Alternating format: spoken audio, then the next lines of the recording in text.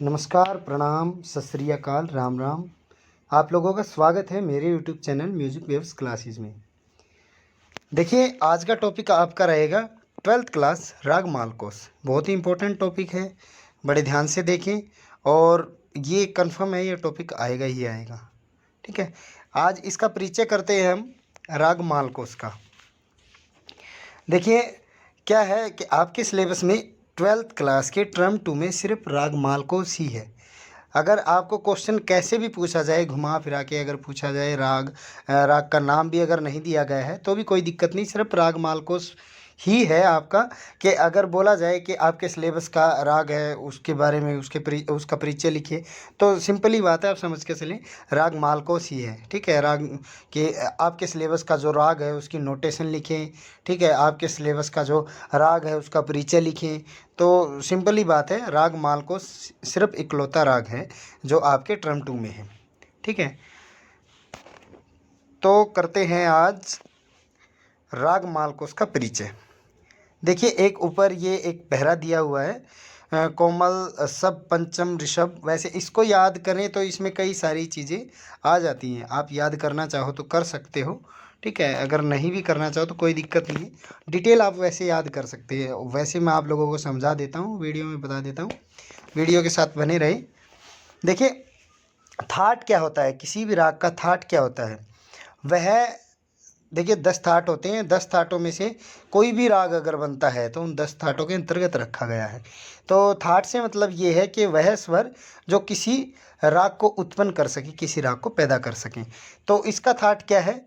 That है भैरवी।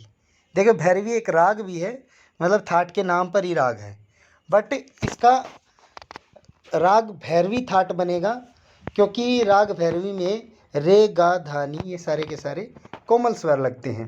लेकिन इसमें रे वर्जित हो गया, लेकिन बाकी तो सारे के सारे कोमल हैं, तो ये राग भैरवी में ही जाएगा, थाट भैरवी में जाएगा। देखिए, स्वर, इसमें सभी स्वर कोमल लगते हैं। बहुत सारे बच्चे ना यहाँ पे कंफ्यूज होते हैं कि सभी स्वर कोमल कैसे लगते हैं। देखिए, कुल स्वर कोमल जो है 4 स्वर हैं, रे, गा, धा, नी। सभी स्वर कोमल लगने से मतलब है रे, गा, धा, नी। इसमें रे तो वर्जित हो गया, रे और पा तो वर्जित है, बाकी बच गए 3, गा, धा, नी। सभी स्वर कोमल लगते हैं, मतलब रे वर्जित होने के बाद बाकी जो स्वर बचते हैं गा, धा, नी, वो सभी स्वर कोमल लगते हैं। तो बहुत सारे बच्चे सोचते हैं कि सात स्वर हैं, कि सात के साथ कोमल होंगे, क्योंकि 7 स्वर तो कोमल होते ही नहीं है, कोमल सिर्फ 4 स्वर होते हैं। क्योंकि बहुत सारे बच्चों को नॉलेज ही नहीं है इस चीज़ की कि स्वर कितने कोमल होते हैं। तो यहाँ पे आके कुछ लाइनों में जो लिखी हुई है इनमें थोड़ा कन्फ्यूज़न हो जाता है।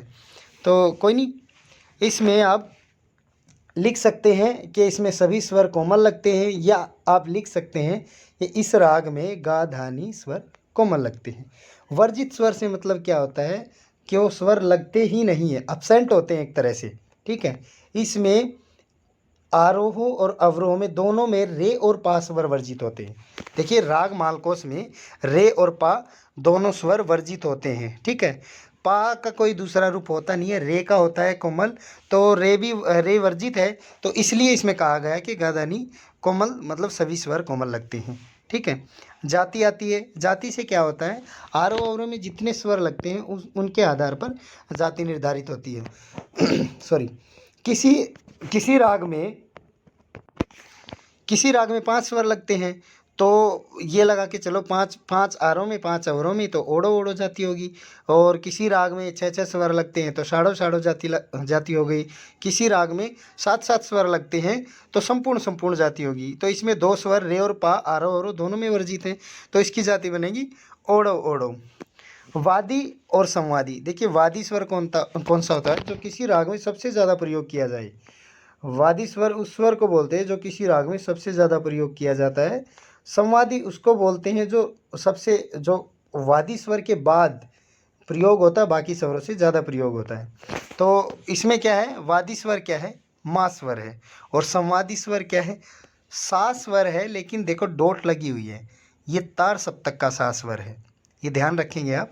वादी स्वर माँ है और तार सप्तक का सा स्वर संवादी है। अंग, अंग कैसे निर्धारित होता है, देखो सा, रे, गा, मा, ये 4 तक तो पूर्वांग अंग का राग होता है।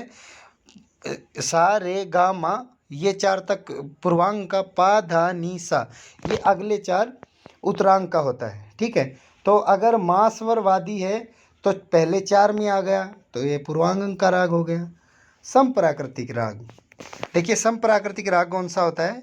जिस राग से राग मिलता जुलता है, भैरवी राग से यह राग मिलता जुलता है। ठीक है, गायन समय, गायन समय आप किसी भी राग को ऐसे किसी भी टाइम नहीं गा सकते, उनका एक समय फिक्स टाइम फिक्स होता है कि आप इस टाइम पर ही इस राग को गा सकते हैं। तो इसका गायन समय क्या है? रात्रि का तृतीय पहर। तृतीय पहर मतलब रात के 10 बजे से सुबह के 4 बजे तक इसको गाया जा सकता है। देखिए टाइम डिवाइड कर रखा है, 4 से 7, 7 से 10, 10 से 4। ठीक है, डे और नाइट दोनों का यही होता है। ठीक है, रात्रि का तृतीय पहर से मतलब रात के 10 से 4 बजे तक। प्रकृति, प्रकृति देखो गंभीर भी होती है, चंचल भी होती है। ठीक है, तो इस राग की प्रकृति ना गंभीर है। न्यास के स्वर, 500 स्वरों पर न्यास कर सकते हैं, मतलब ठहराव कर सकते हैं। हाँ, राग का नाम, देखिए इस राग के नाम के बारे में ना थोड़ा सा ग्रंथों में मतभेद मिलता है। कोई राग में मालकोंस बोलता है, मालकंस बोलता है, मालकोस बोलता है, अलग अलग तरीके से इसमें नाम को लेके काफ़ी एक डिबेट रही है कि इसका नाम ये है, इसका नाम ये है। तो जो भी नाम रहे आप मालकोंस लिख सकते हो आराम से, कोई दिक्कत नहीं है। राग का विस्तार, इस राग का विस्तार मंद्र, मध्य और तार। देखिए इस राग का विस्तार से मतलब क्या है?